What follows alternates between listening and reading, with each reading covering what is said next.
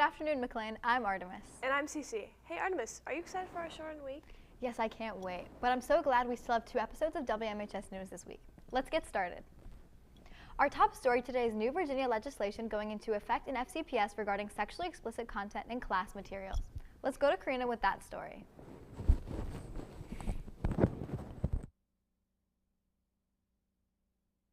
Requires parental. At the start of the 4th quarter, Senate Bill 656 will take effect in Fairfax County. The law requires parental notification of any school materials, paper or digital, that might contain sexual content.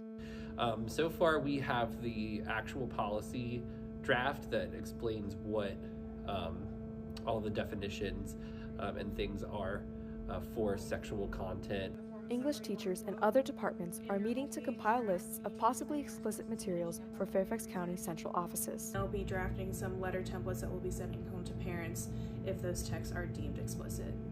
Our syllabus every year contains a disclaimer at the end that says that the books that we read may contain mature content. With this new policy, the only difference is that we'll have that in our syllabus, but then 30 days before we start reading one of those texts, we'll send an e-notify out to the parents and give them the option to opt out of that book and select an alternate text. Teachers and students see the legislation as a regulation that will take away time and possibly hinder class instruction. I could foresee a lot of texts being labeled as sexually explicit, like Romeo and Juliet. Even texts like Night, which is about the Holocaust, has a reference to someone having sex in it. These are topics that you will encounter later in life, and I think that in an environment like school, it's important to discuss those things. I just pushing those aside, you're kind of not including the full picture in what we're being taught. Legislation will interrupt the flow of classes and make it so that there's an extra burden on teachers to have to explain every single piece of content that they're doing. It's getting in the way of a lot of planning time, a lot of our grading time, which I think are much more important and vital. I don't think it's the parents that need the voice right now. They have plenty of chances to voice their opinions. They have county meetings, they have the school board, they have PTA meetings.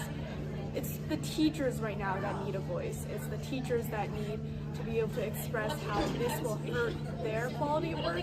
In addition to interrupting the regular flow of classes, the legislation has come under fire for being an opportunity to target LGBTQ and minority groups.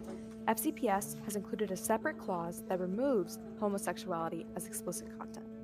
Oftentimes, these sorts of legislations can be used to remove queer material and queer history from the classroom, which overall isolates us as a group.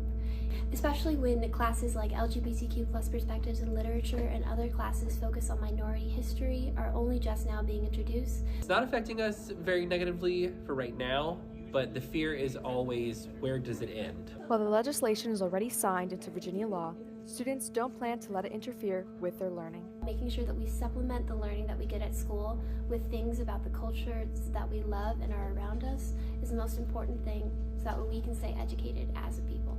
If you vote, then there will be a bigger chance of going against the law and trying to take it down. This has been Karina reporting for WMHS News. At the start. Thanks, Karina. It'll be interesting to see how that plays out. This Thursday, March 2nd, we have a 2-hour early release, while Friday, March 3rd, will be a staff development day, so there will be no school for students. The leadership class is teaming up with the Blood Drive Club to host a blood drive tomorrow in the dance room. Students 16 and up can and should volunteer to donate blood. Visit Ms. McNamara in B175 to pick up a permission form and make an appointment. Aimee, how's the first full week of spring sports looking? Hey Highlanders, spring sports are finally here. Most spring sports are done with tryouts, but if you want to try out for one, today is the first day of spring track tryouts. Tomorrow there's a meeting for all spring sports athletes right after school in the main gym. This meeting will only take about 10 minutes, so please make sure to be there. Also, tomorrow night is spring sports parent night at 6 p.m. in the cafeteria.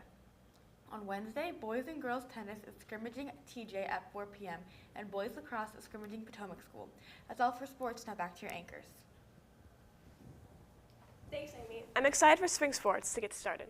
In related news, if you take the late bus, make sure you are outside of door 1 waiting at 4:45 p.m. Do not sit in the building as the bus's arrival will not be announced. Calling all poetry lovers. The Poetry Club will be hosting its first meeting this Wednesday, March 1st after school from 3 to 4 in B167.